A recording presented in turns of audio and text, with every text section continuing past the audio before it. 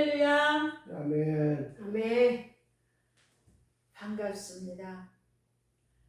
예수님께서 부활하시고 이제 40일 동안 부활하시고 40일 동안 그동안 끊임없이 제사장 나라를 세우기 위하여 이 성경의 역사가 이루어졌다면 이제는 그 약속에 예수 그리스도께서 오셔서 친히 우리의 모든 죄악을 도말하시고 예수님께서 죽으시고 왜? 죄의 삭슨 사망이기 때문에 우리의 모든 죄악을 대속하시고 죽으셨습니다. 그 예수님께서 첫 열매로 부활하셔서 40일간 사람들과 함께 계시는 동안 지금이죠. 성령 강림 주일이 올해는 5월 19일 주일입니다. 이 예수님께서 부활하셔서 하신 일이 무엇이었냐? 그것은 바로 하나님 나라에 대하여 하나님의 나라에 대하여 예수님께서 일하셨습니다. 가르쳐 주셨습니다. 이제 이 하나님 나라의 소망을 가지고 우리는 살아가야 할 것입니다. 자, 베드로후서 3장 8절에서 13절 말씀까지 오늘 주님의 약속이라는 말씀 가지고 함께 은혜 나누고자 합니다.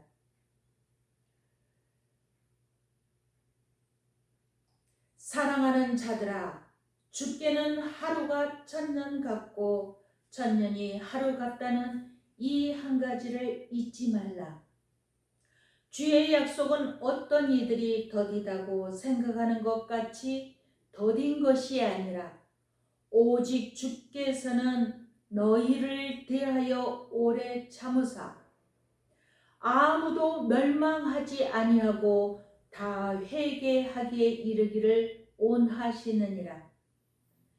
그러나 주의 날이 도둑같이 오리니 그 날에는 하늘이 큰 소리로 떠나가고 물질이 뜨거운 불에 풀어지고 땅과 그 중에 있는 모든 일이 드러나리로다. 이 모든 것이 이렇게 풀어지리니 너희가 어떠한 사람이 되어야 마땅하냐? 거룩한 행실과 경건함으로 하나님의 날이 임하기를 바라보고 간절히 사모하라. 그 날에 하늘이 불에 타서 풀어지고 물질이 뜨거운 불에 녹아지려니와 우리는 그의 약속대로 의가 있는 곳인 새 하늘과 새 땅을 바라보도다. 아멘.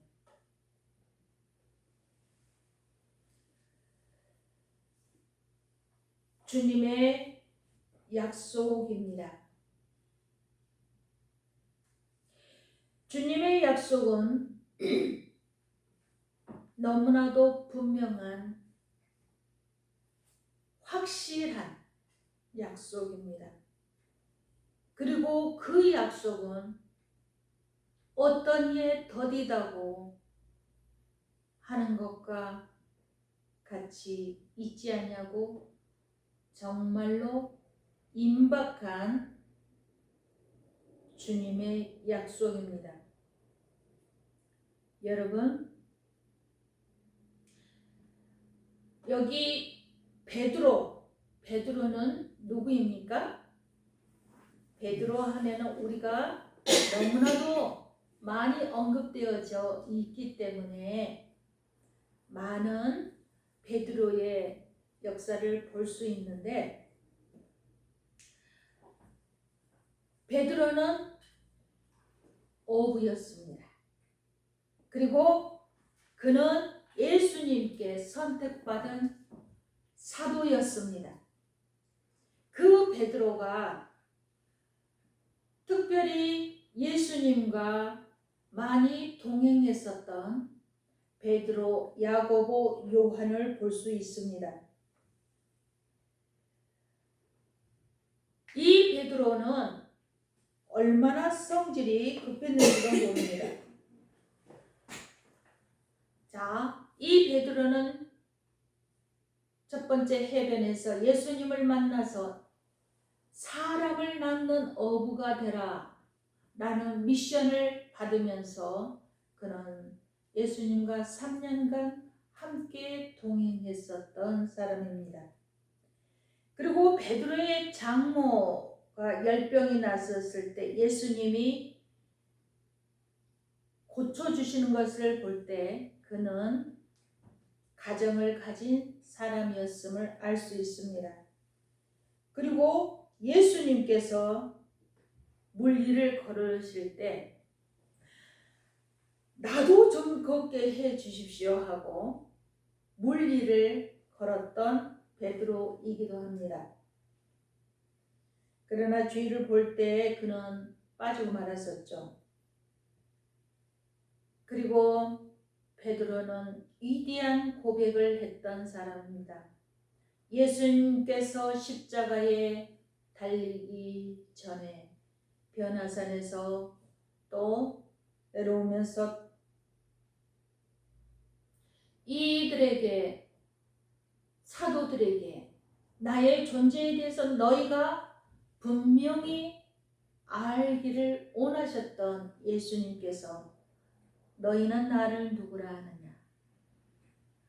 네, 사람들이 에레미야 또 선지자 중에 한 사람이라고 합니다.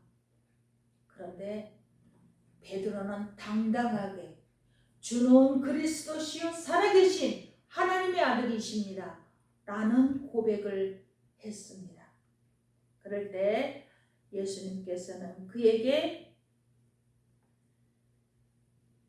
반석 위에 교회를 세울 것이다 라는 미션을 주셨죠. 또 예수님께서 십자가에서 이제 곧 내가 죽을 것이다 하니까 베드로가 안 됩니다. 결코 내가 목숨을 걸고 주님을 지키겠습니다. 그럴 때 예수님은 사탄아 물러가라 베드로를 꾸짖는 모습을 볼 수 있습니다. 왜? 예수님은 이 땅에 오신 목적이 십자가를 향하여 나아가는 것이 하나님의 뜻이었기 때문입니다. 그래서 베드로를 꾸짖었던 거죠. 그리고 변화산에도 갔을 때 세 제자 중 동행했었던 베드로였습니다. 이 베드로가 또 세금 논쟁이 있었을 때도 예수님께서 그래 세상법을 존중해라 하면서 물고기를 잡는 첫 물고기를 그 배를 가르면 한 세겔이 있을 때, 왜냐면은 모든 남자에게 있어서 성전세를 냈었어요. 그게 반세겔이었거든요. 반세겔이니까 한 세겔을 내라. 한 반은 예수님의 몫으로, 그리고 베드로의 너의 몫으로 내라. 이렇게 물고기를 잡아서 그 속에 왜 우리 어떤 지역에 가면은 이렇게 동전을 탁 던지면서 소망을 외치죠. 그러듯이 아마도 많이 그랬던 것 같아요. 그러니까 물고기가 동전을 먹었겠죠. 왜냐하면 예수님은 모든 우주 만물의 주인이시기 때문에 모든 피조물은 그에 순종하는 합니다. 사람뿐만이 아니라 동물도, 짐승도 정말 모든 미생물에 이르기까지 주인에게 순종을 합니다. 그 물고기를 정말 배 갈라서 세금을 내죠. 그리고 용서에 대한 질문을 하기도 하고 마지막 유월절 준비를 합니다. 그리고 예수님 성만찬을 통하여 또 발을 씻기시는 예수님의 모습 속에서도 베드로는 함께 했습니다. 겟세마네 동산에도 세 제자와 함께 따라갔었던 베드로입니다. 그래서 그 새벽 미명 시간에 예수님을 잡고자 왔었을 때 말고의 길을 잘랐던 사람이 베드로였습니다.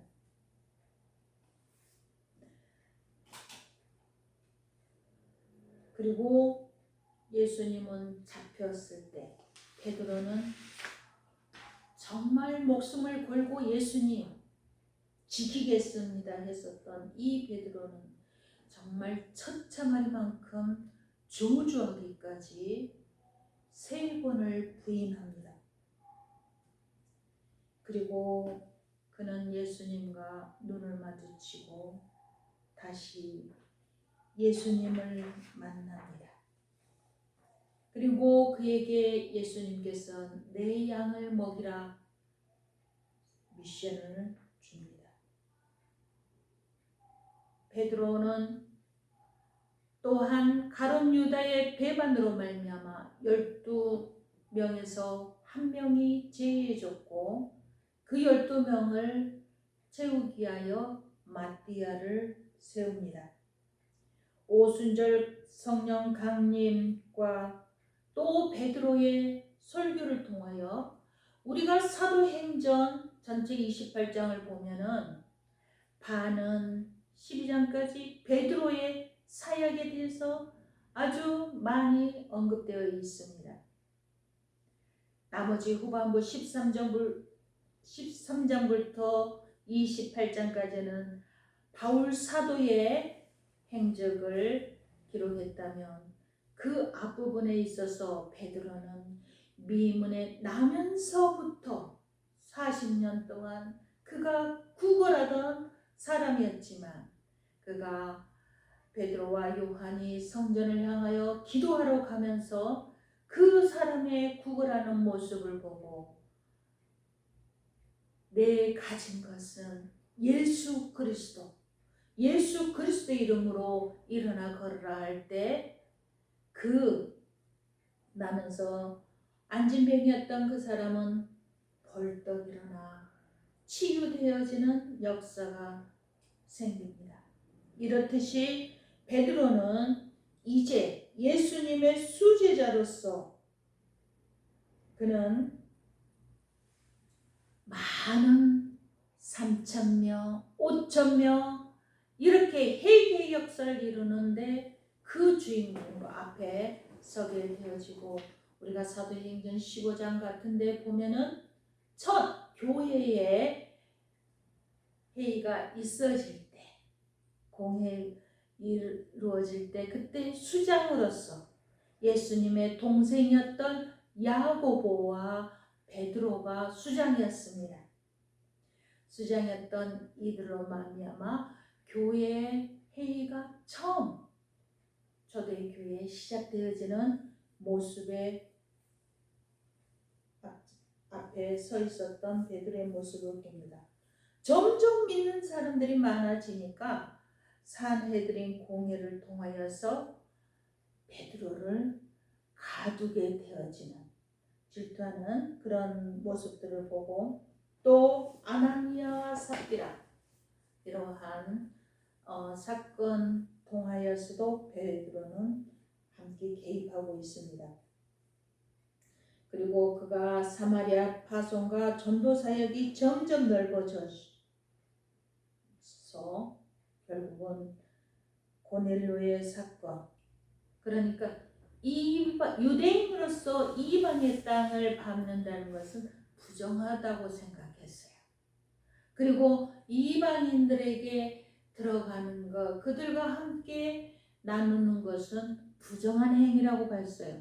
하지만 베드로가 비몽사몽간에 어때요?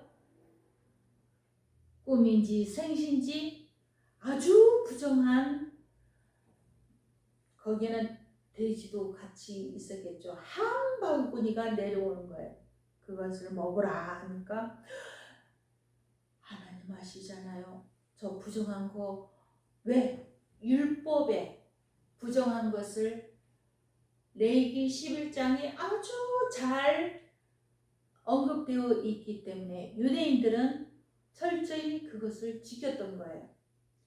그런데 하나님께서는 부정하다고 하지 마라. 내가 먹으라 하는 거에 순종해라 말씀하시죠.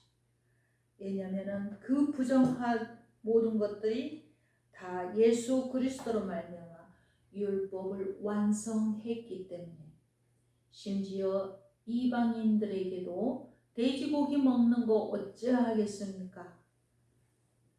이런 문제까지 언급되었을 때도 목매달려 준 거, 빛에 먹지 말고 우상 섬기지 말고 그 외에 다 먹어라. 먹는 것이 더러운 것이 아니다라고 정의 내려줍니다. 하나님은 모든 것을 허용하십니다. 그렇게 했었을 때 이 베드로가 또 고넬료의 집에 가서 이 성령을 세례를 주는 역사가 있죠. 그런데 그때는 사도들이 가서 기도를 해줘야만이 성령이 그 자리에 임재하는 역사가 있었으며, 초대교회 때는. 그래서 사도들이 엄청 바빴죠. 그런데 이 고넬료의 집에 갔었을 때는 이방인인데도 불구하고 베드로가 갔었을 때 이미 성령의 임재함이 그곳에 있는 것을 베드로가 목도하게 되어집니다. 그래서 베드로는 그 뒤에 바울을 만났었을 때도 이방인의 사도로 하나님의 도구로 사용되어진구나라는 것을 깨닫고 바울을 인정하는 그러한 사람이었습니다. 그리고 공회에서 막 부정하다 할 때 하나님이 일하고 계시는데 어떻게 내가 거부할 수 있느냐 하면서 자신에 있었던 이 고넬료의 집에 방문했었던 일들을 그 공회에서 함께 얘기하는 것을 볼 수 있습니다.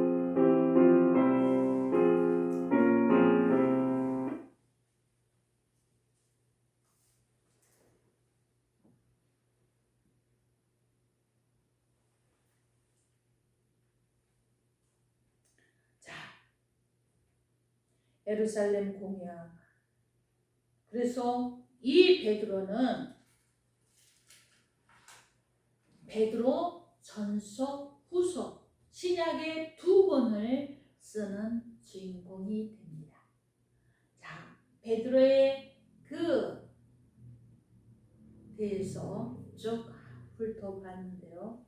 오늘은 베드로 2번째 편지, 베드로의 후서 3장 8절에서 13절 읽어드린 것 같이 베드로의 이 말씀을 통하여서 지금 현재의 모습들을 우리가 살펴보도록 하겠습니다. 첫 번째, 주님의 약속입니다. 주님의 약속은 분명하게 이루어질 것입니다. 1948년 이스라엘은 그동안 2000년 동안 디아스포라로 흩어졌었던 민족이었습니다. 이스라엘이 다시 회복할 것이라는 것은 그 누구도 예측하지 못했습니다. 그것도 AD 예수님이 십자가에 못 박게 하소서. 그들의 사내들인 공회에 많은 돈들을 받았는지 그렇게 예수님 메시아 찬양, 호산나 찬양했던 그들이 돌변해서 예수를 십자가에 못 박게 하소서, 못 박게 하소서 외쳤던 사람들입니다. 그들이 메시아를 알지 못하고 죽였었던 바로 장본인이었습니다. 그랬었던 이 이스라엘 사람들, 우리에게 그가 진정 메시아라면 우리에게, 우리 자손들에게 그 피값을 돌리십시오.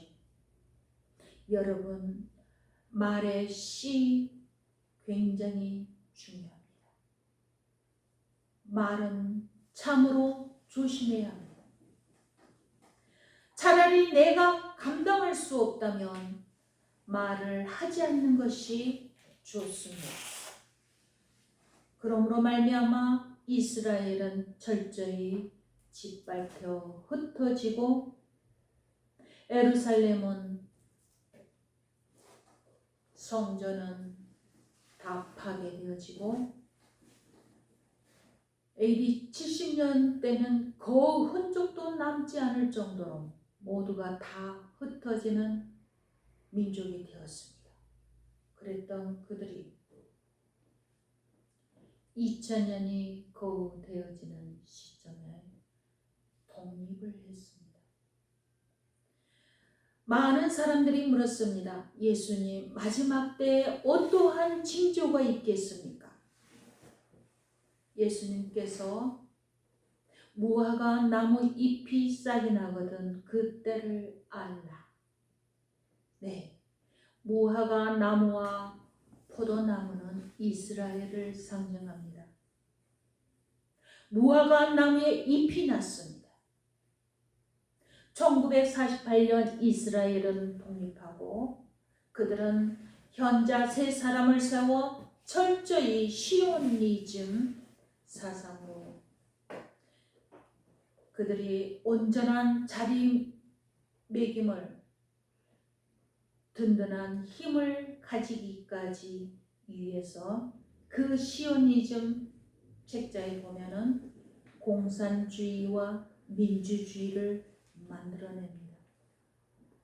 이 냉전의 시간 속에 서로 나라들이 대립하고 있을 때 유대인들은 철저히 이스라엘을 위한 목표를 세워 나아갔습니다. 그리고 이스라엘은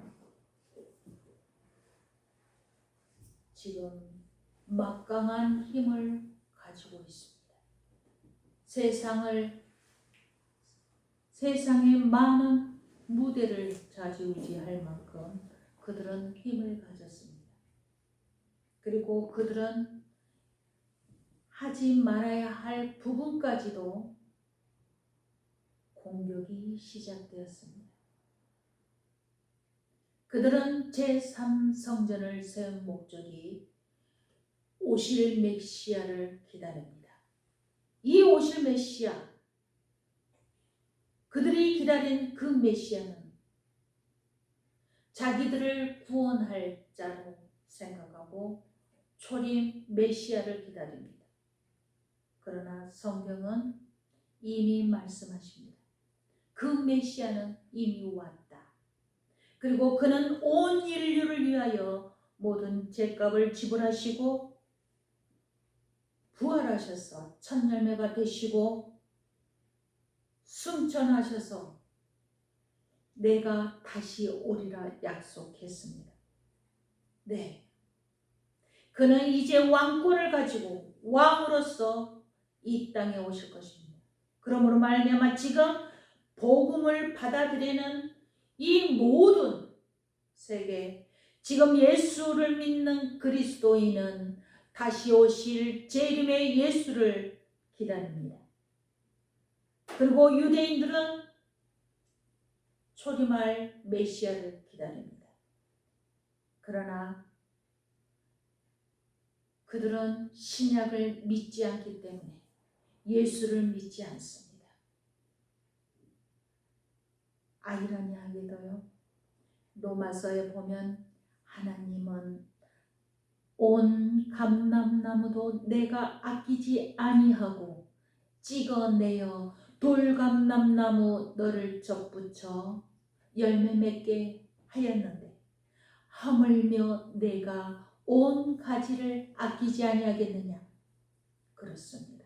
하나님은 이스라엘을 버리지 않습니다.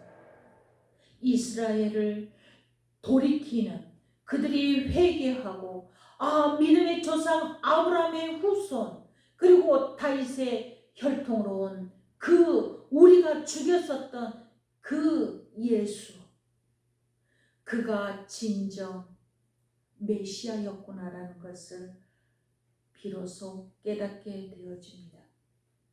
그러므로 이스라엘이 회개하고 하나님의 인치는 작업이 있어질 것입니다. 하나님은 이스라엘을 결코 버리지 않는 모습을 볼 수 있습니다. 자, 사랑하는 자들아, 주께는 천년, 하루가 천년 같고 천년이 하루 같다는 이 한 가지를 잊지 말라. 네, 하나님의 시간과 우리들의 정해진 시간은 다릅니다. 하나님의 때가 있습니다. 주의 약속은 어떤 이들이 더디다고 생각하는 것 같이 더딘 것이 아니라 오직 주께서는 너희를 대하여 오래 참으사 아무도 멸망하지 아니하고 다 회개하게 이르기를 원하시느니라. 그렇습니다. 베드로가 강조하는 것이 여기 있습니다. 주의 약속은 반드시 이루어질 것인데 속히 회개하고 돌아오라. 하나님께서 인내하고 계시다라는 것을, 오래 참고 계시다라는 사실을 반드시 깨달아야 합니다. 사랑하는 여러분, 주의 날은 반드시 옵니다. 그러나 주의 날이 도둑같이 오리니 그 날에는 하늘이 큰 소리로 떠나가고 물질이 뜨거운 불에 풀어지고 땅과 그 중에 있는 모든 것이 드러나리로다. 그렇습니다. 앞으로는 불로 심판되어질 것입니다. 이 온 세상은 채질 녹듯이 용광로에 그 쇳과 녹아내리듯이 이 지구는 녹아 없어진다라고, 불에 풀어지고 땅과 그 중에 있는 모든 것이 드러나리라 말씀하고 있습니다.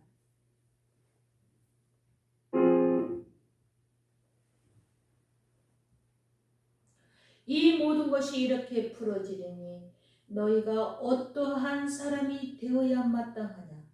거룩한 행실과 경건함으로 하나님의 날이 임하기를 바라보고 간절히 사모하라. 그 날에 하늘이 불에 타서 풀어지고 물질이 뜨거운 불에 녹아지려니와 우리는 그의 약속대로 의가 있는 곳인 새 하늘과 새 땅을 바라보도다. 아멘. 바로 우리에게는 약속의 땅, 예수님께서 부활하셔서 하나님의 나라에 대하여 말씀하셨다라고 사도행전 1장 예수님께서 승천하시기 전에 하나님의 나라에 대하여 사람들에게 계속 가르치시고 일하셨었던 모습을 볼 수 있습니다. 여러분, 말세에 조롱하는 자들이 나타난다고 1장 7절에 나와 있습니다.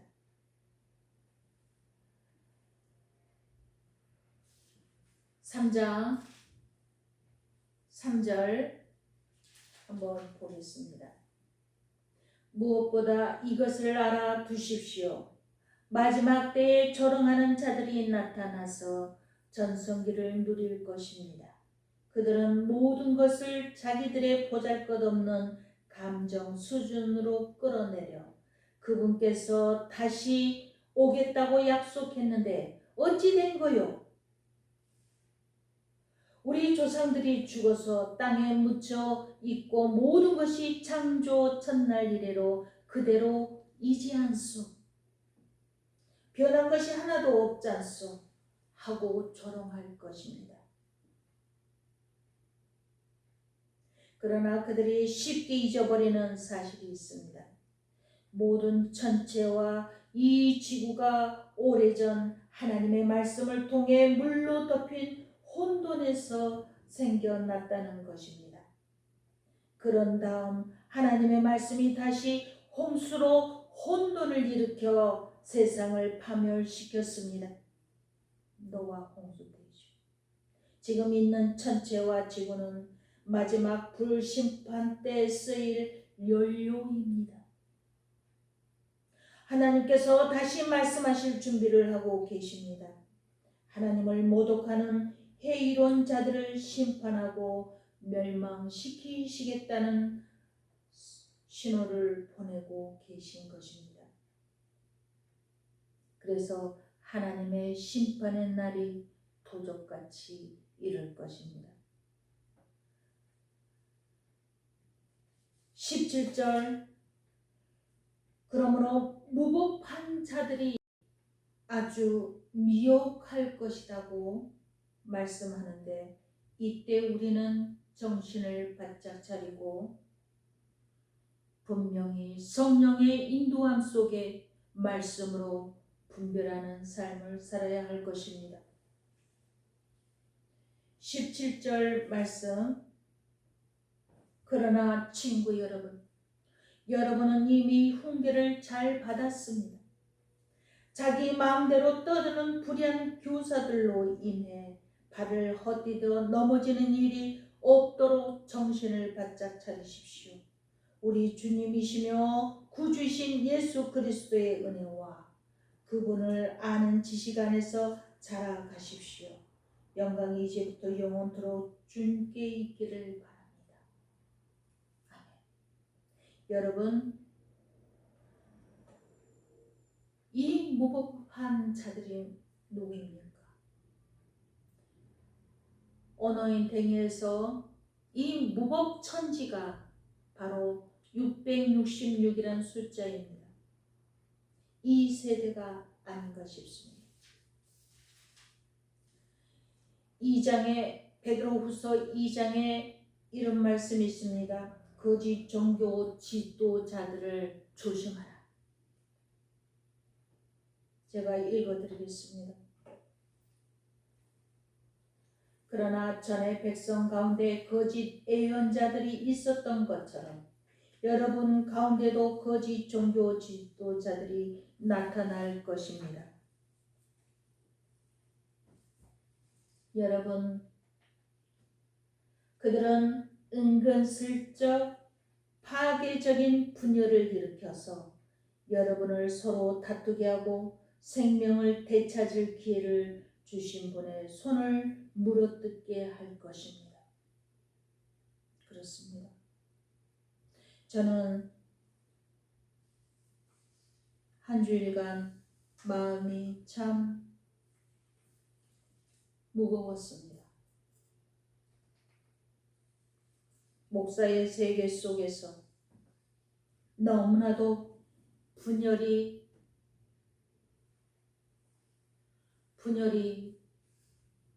되어져 있는 모습을 보았습니다. 좌판이 우판이. 여러분, 신천지는 이단으로 분명하게 정죄했기 때문에 더 언급하지 않겠습니다. 신천지로 말미암아 너무나 많은 교회들이 무너졌습니다. 그런데 아직 이단으로 정죄하지 못한 한 집단이 있습니다. 그것은 하나님의 이름을 모독하고 자기의 정치적인 목적을 위하여 이 거짓 종교 지도자 정강훈, 그게 이번 투표의 8번으로 나왔습니다. 그것도 기독교 통일당으로 나왔습니다. 그러나 하나님은 그들 중 한 명도 되지 않게 만들었습니다. 이것은 감사할 일입니다. 너무나도 많은 목사들이 정강훈이 처음에 목사들에게 시간 안에 모이면 10만 원씩 주었다고 해요. 거기에 참석하면 모일 때 10만 원씩 적은 돈이 아니지요. 그렇게 해서 어느 조직을 충분히 만들었습니다. 그리고 조직적으로 또 지역마다 목사들을 세워 지금은 100만 원에서 150만 원의 돈을 주고 있습니다. 정부로부터 50억을 받았습니다. 그리고 끊임없이 그는 또 이정기로 50억을 또 요구하다가 팽당했습니다. 오직 그의 목적은 정치적 야망이 큰 사람입니다. 하나님의 이름을 함부로 자기 말을 듣지 않으면 하나님 너 죽어 이딴 소리를 하는 아주 무례한 자입니다. 그럼에도 불구하고 그 돈을 받고 거기에 매몰되어서 헤어나지 못한 사람들이 있습니다. 너무나도 많은 사람들이 간첩이니 좌파니 욕을 하면서 이용을 합니다. 이 시간 다 얘기할 수는 없지만 분명 중요한 것은 이러한 먹이를 찾아 어스렁거리는 이러한 약탈자들로부터 분별할 수 있는 영적인 지혜가 필요합니다. 지금 이 시대에는 예수님, 하나님과 직접 만날 수 있고 직접 대면할 수 있습니다. 누구에 의지합니까? 누구의 말에 쫓아갑니까? 여러분, 하나님의 말씀은 충분히 우리가 구원에 이르도록 계시해 주었습니다. 5월 달에는 다행히 호산나라는 제가 관계하는 곳에서 잠언이 31장으로 구성되어 있잖아요. 그래서 5월달 가정의 달입니다. 그래서 매일 한 장씩 읽고 또 안 읽으면은 읽었다는 체크를 할 수가 없어요. 왜냐하면 중요한 단어들을 동그라미로 표시해서 채워넣게 되어 있습니다. 여기에 반드시 읽고 그날 또 체크를 할 수 있도록 되어 있습니다. 이 자료를 제가 충분히 준비했으니까 꼭 말씀을 읽으시기 바랍니다. 최소한 잠언 한 권은 읽을 수 있습니다. 5월달 한 달 가족 전체가 귀한 생각을 나눌 수 있는 시간들이 되어지기를 바랍니다. 그렇습니다. 생각해야 합니다. 우리가 지금 내가 어떠한 자리에 있는지, 어떠한 신앙의 상태에 놓여 있는지 반드시 자기 자신을 점검해야 합니다. 생각해야 합니다. 요즘은 생각하지 않아도 너무나도 바쁘게 살아가는 시대입니다. 심지어 AI가 직장에서 일을 하는 그러한 공존하는 기계와 함께 공존하는 시대에 살고 있습니다. AI가 모든 소설도 씁니다.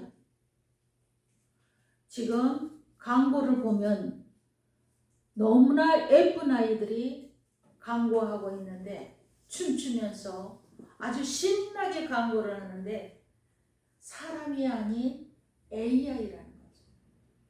소름 끼치지 않습니까? 이런 시대에 우리는 함께 공존하고 있습니다. 하나님께서는 그 AI에게 관심 있지 않습니다. 하나님이 직접 흙으로 빚어서 하나님의 생명을 불어넣었었던 하나님의 사랑하는 자녀들을 위하여 새 하늘과 새 땅을 준비하시고 새롭게 하나님의 나라는 시작되어질 것입니다. 영원한 질병이 없고 병듦이 없고 아픔이 없고 늙음이 없는, 그리고 마음껏 찬양하면서 마음껏 즐기면서 먹으면서 매달 풍성한 과일이 돈을 지불하지 않아도 배불리 먹고 함께 하나님을 찬양하면서 살아가는 하나님의 나라, 에덴 동산이 회복되어질 것입니다. 이 나라의 소망을 가지고 여러분 남은 시간 이 땅에서 열심히 살아가도록 합시다. 우리에게는 약속이 있고 우리에겐 소망이 있습니다. 그래서 베드로서는 소망의 서신 그렇게 표현한 닉네임이 있습니다. 여러분 열심히 성경 읽으십시오. 기도하겠습니다.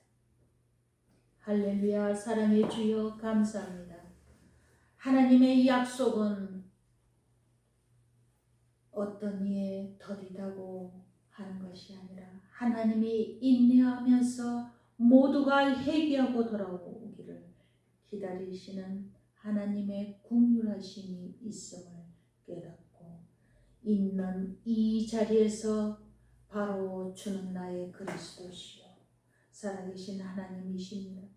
나의 모든 죄악을 도말하신 예수 그리스도이십니다. 나의 온전한 주가 되어 주십시오. 고백하는 삶이 되기를 원합니다. 더디 미룰 것이 아니라 바로 지금 나의 구주로 영접하는 고백의 시간이 되어지기를 원합니다. 생명의 주 예수 그리스도 이름으로 감사하며 기도드립니다. 아멘. 아멘.